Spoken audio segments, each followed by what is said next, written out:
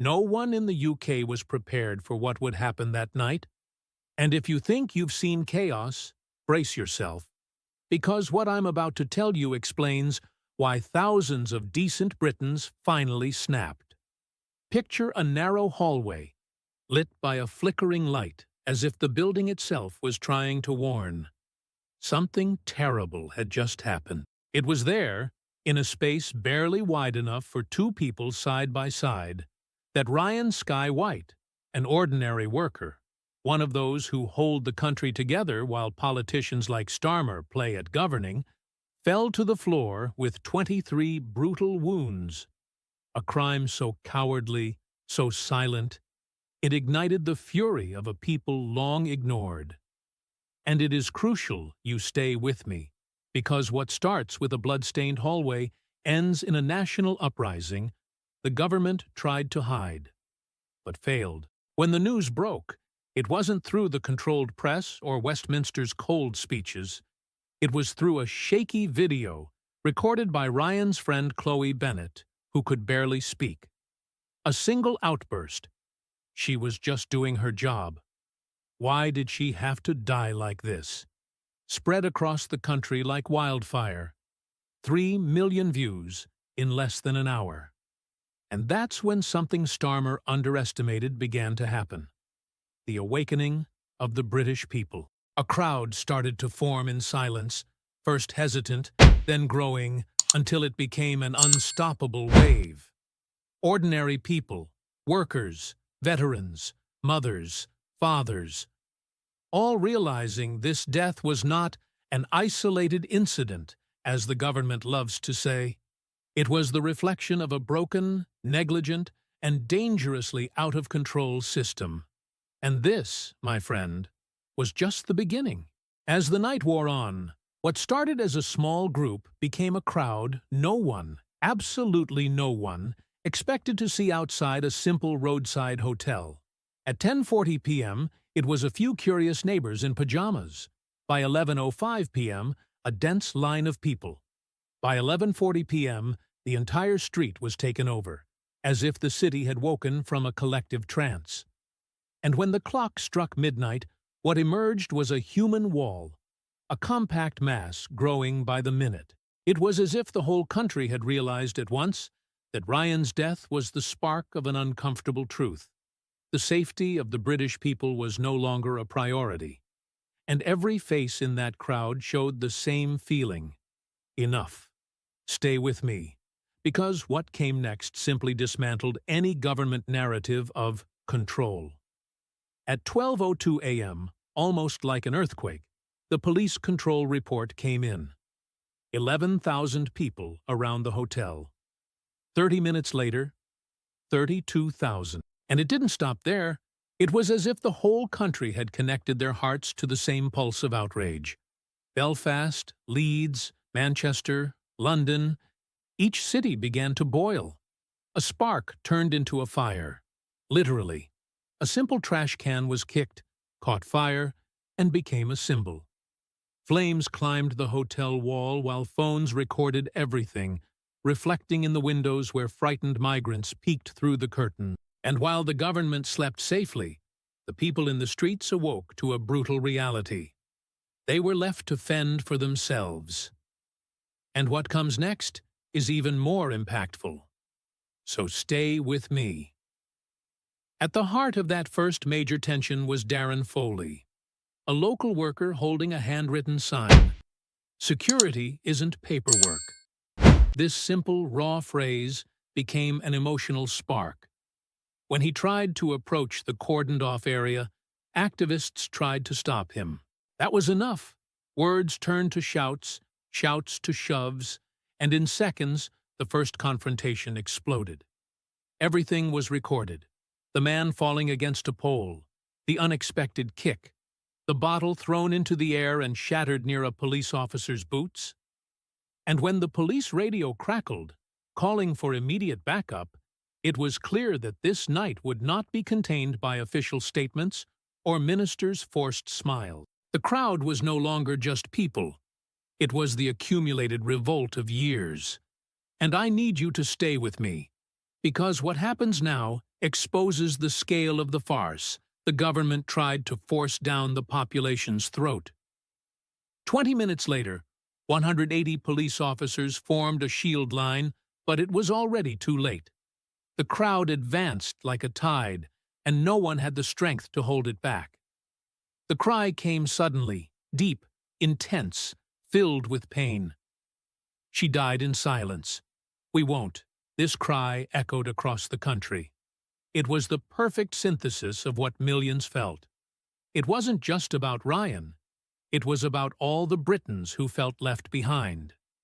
Meanwhile, Chloe Bennett recorded another video, still crying, still trembling, saying, "I just want to know why she was alone in that hallway." This video reached 10 million views in 2 hours. It was impossible to ignore. But guess who tried? Westminster. And this is where everything changes. So don't look away. While the country seethed, other cities began to crumble like dominoes, pushed by an invisible force. In Belfast, 6,000 people surrounded an entire hostel, pounding on the gates with such force that police had to reinforce the structure. In Leeds, a protest that started with just 80 people, doubled, tripled, exploded to thousands in less than 2 hours. In Manchester, chaos erupted in 14 simultaneous locations, with even a burning motorcycle pushed against a hotel gate. And London? Westminster Bridge became a human sea, a collective cry beneath the windows of those who spend their lives writing laws they never face the consequences of. And the government? Still silent, still reading reports, still calling it all localized tension. This distance between those in power and those who suffer is what your public feels every day. And that's why they won't look away. You need to see what happened next. Back in Walsall, the situation surpassed any imaginable limit. At 12:27 a.m., the Eastern Police Line gave way.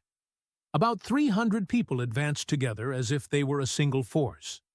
Shields slid on the ground, helmets clashed, and, for a few terrifying seconds, officers were pushed back, straight toward the hotel's side door, where dozens of migrants, many traumatized, were hiding. That's when someone started striking the door with a metal traffic sign. 1 strike, 2, 3. If that door had given way, the whole country would have woken up to an unprecedented tragedy. In the command center, superiors shouted orders. "Don't let them in! Hold the line! No second tragedy today!" But you know how it is. From London, everything seems simple. On the ground, in the cold, in the smoke. It was a different story. Before continuing with this revelation that few dare to expose, I need you to do one simple but crucial thing. Subscribe to the channel and like this video right now. This isn't just support, it's resistance. It's showing YouTube that there are still people who want the truth, not the edited version the government serves. Every subscription, every like, helps this video break through the bubble they try to impose. So hit that button below and stay with me, because what comes next is even more serious. And then, as if the revolt had found its own fuel, the first fireworks began to rise. Cheap fireworks, bought at gas stations, but at that moment, they seemed like emotional missiles launched against Westminster's silence. They exploded in red, purple, gold, lighting up the sky above the hotel, mixing brilliance with smoke, anger with despair. The crowd roared. It was as if the country was saying, in unison, "You've ignored us for too long." That ordinary, ugly, forgotten hotel became the symbol of a UK tired of empty promises. And as the night dragged on, an uncomfortable truth began to spread. What killed Ryan wasn't just a criminal.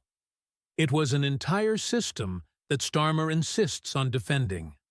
And this, my friend, the public feels deeply. When dawn finally broke, the city seemed to live in 2 different worlds. In the streets, the ground still trembled with accumulated tension. But in Westminster? There, Everything seemed like cheap theater. The first official statement came with that robotic plastic tone only trained ministers can muster. Words like profound sadness, security review, and commitment to a fair system were spat into the microphone as if they solved anything. It was almost offensive. Meanwhile, exhausted police officers watched the statement on their phones and laughed in indignation. They saw what happened. They felt the crowd push, shout, nearly break into the building. They knew the government was completely out of touch. And now, we come to the point your public most wants to hear: the moral humiliation of those who should protect the country. While Westminster pretended to be in control, the Internet did the opposite. It laid bare the truth the government tried to hide. Videos showed ministers getting into armored cars, escorted, fleeing from a people they never deigned to listen to.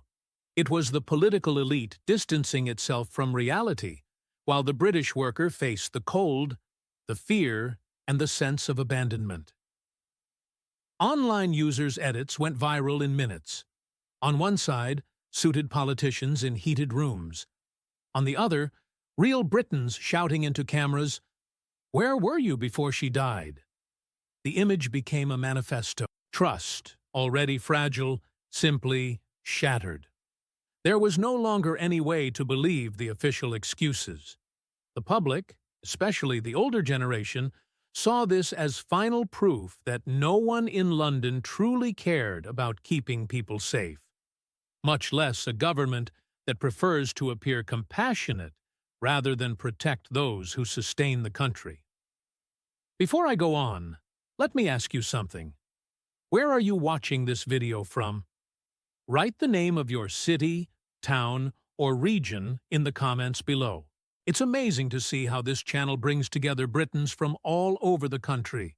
People from London, Manchester, Birmingham, Scotland, Wales, all tired of the same lies. Knowing where you're watching from strengthens this community and shows the size of the voice they can't silence. But the hardest blow didn't come from protests or independent journalists. It came from an exhausted worker, crying, holding a cracked phone. Chloe Bennett recorded another video, not to attack, not to defend anyone, but to say the one thing no one in power had the courage to admit. Ryan was left unprotected. We all were. These words fell like a moral bomb across the country. Because they were true, because they were simple, because they came from someone who had experienced abandonment firsthand, not from someone sitting behind a polished desk in London. And as the video spread, something profound began to change. The Red Bridge Inn was no longer just a building. It became a symbol. It became a mirror. Each group saw their own revolt, their own frustration, their own open wound from years of decisions made far from the people. For the hotel workers, cleaners, security guards, receptionists like Ryan, that building was never safe.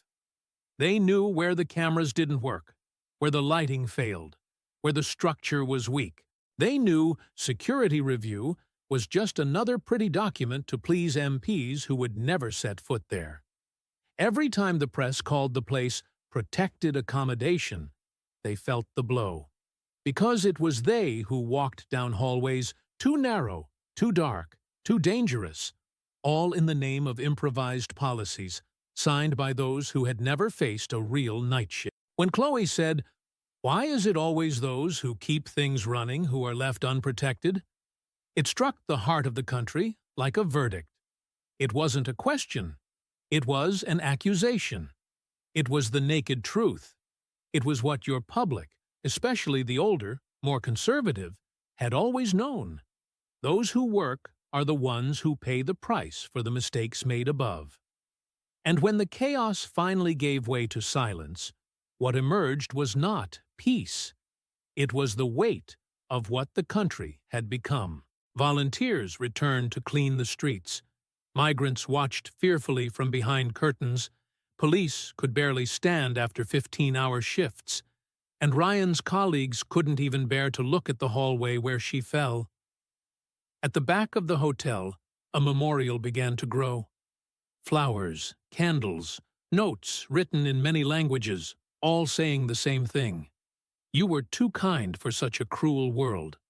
And there, next to the back door, someone wrote in black letters, "Compassion is the last line of defense." It wasn't a slogan, it was a warning. Because what happened at the Red Bridge Inn was never just about a crime. It was about an entire country, abandoned by a government that promises protection but leaves workers to walk alone down dark hallways. And now the question echoing across the UK is as simple as it is devastating. Who failed Ryan first, and why?